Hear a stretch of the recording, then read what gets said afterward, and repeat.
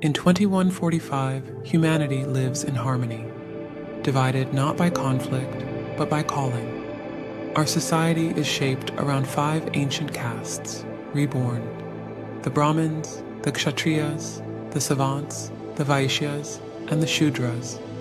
Each represents a path, a purpose, a note in the great symphony of life. Not a hierarchy, a structure, not a prison, a resonance. Each person follows the thread of their inner nature until it finds the role it was meant to serve. Let me show you what that means. The Brahmins are the seekers of meaning and the keepers of memory. They live neither above nor apart, but walk at the edge of every great decision. You'll find them in floating temples built from light, in deep forest retreats where silence hums like wind, in classrooms where children learn to sit still before they learn to speak. They are the philosophers, the spiritual mentors, the interpreters of dreams, and the translators of doubt. They study ethics, symbols, poetry, code, and consciousness, not to control, but to guide. Their training is long, first in silence, then in observation, then in dialogue. They are called when a community must find its truth, when a conflict needs perspective, not judgment, when grief must be held, not solved.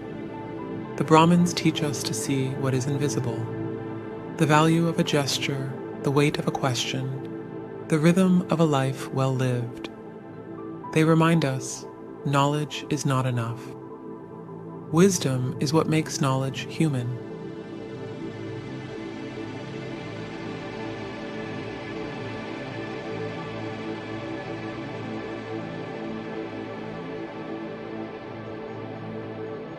The Kshatriyas are the protectors, but not of walls, of balance, of peace, of the fragile bonds between us. They train in vast open grounds, under suns both rising and setting. Their minds are shaped as much as their bodies. Their hearts are disciplined as much as their hands. They are not warriors of conquest. They are guardians of the accord. Their strength lies in anticipation, not in violence, in restraint, not aggression. They serve in peace brigades, in emergency zones, in political negotiations where silence is more dangerous than fire. They learn history, law, psychology. They understand fear before they ever confront it. Their oath is not to win battles, but to prevent them from happening, to absorb tension, to hold the line when society trembles, to disappear when calm returns. The greatest of them never raise their voices. They move like stone when needed, and like wind when they are not. They remind us that real strength is not in control, but in service.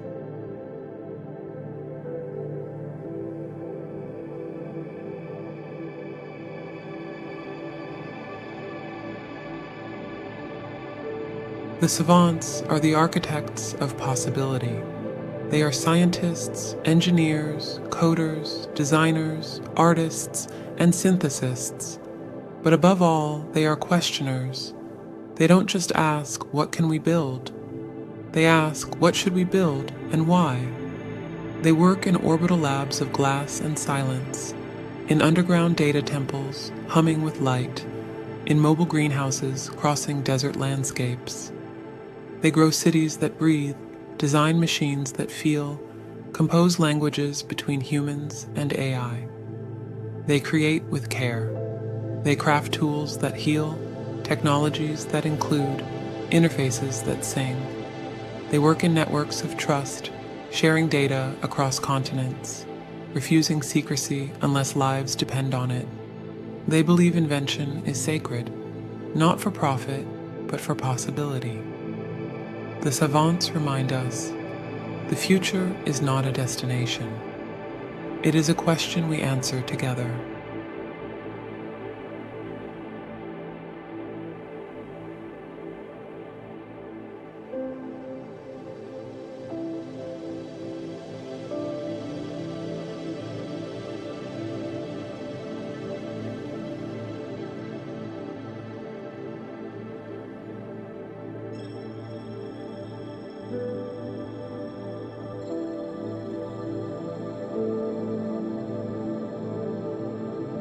The Vaishyas are the stewards of the living. They do not dominate the earth, they converse with it.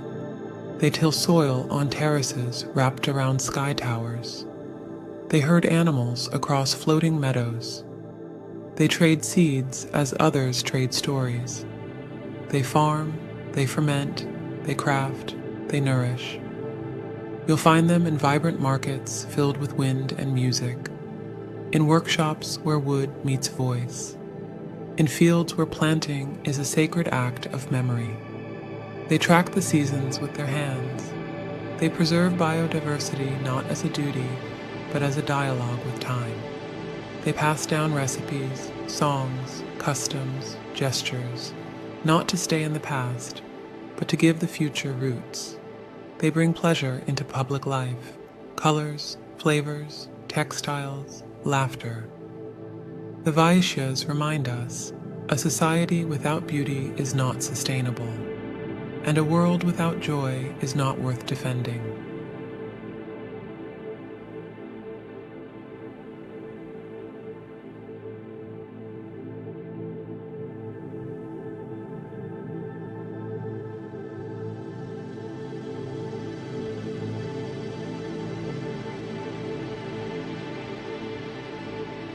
The Shudras are the sustainers. They are the ones who keep everything moving, quietly, efficiently, precisely. They repair the turbines. They tend the air filtration systems in the mountains. They monitor the geothermal grids, walk the maintenance tunnels beneath the oceans, recalibrate the city's nervous system at dawn. They are not glorified. They do not seek fame. They take pride in doing what must be done. They are engineers, technicians, operators, and systems keepers. But more than that, they are guardians of reliability, of integrity, of continuity. Every other caste depends on their care. The Brahmin's meditation requires clean air. The Kshatriya's intervention requires functioning systems. The savant's creation requires solid ground. The Vaishya's market requires light, warmth, and motion. The Shudras remind us, the unseen is often the most essential.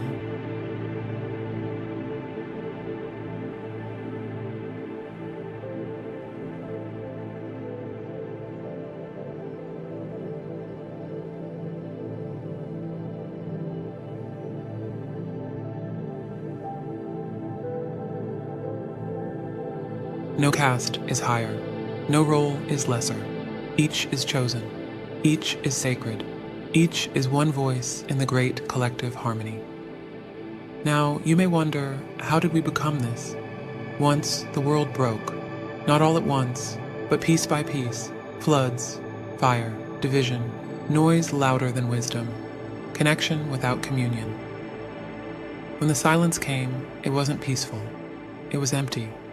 That emptiness made space to listen, and what we heard was old.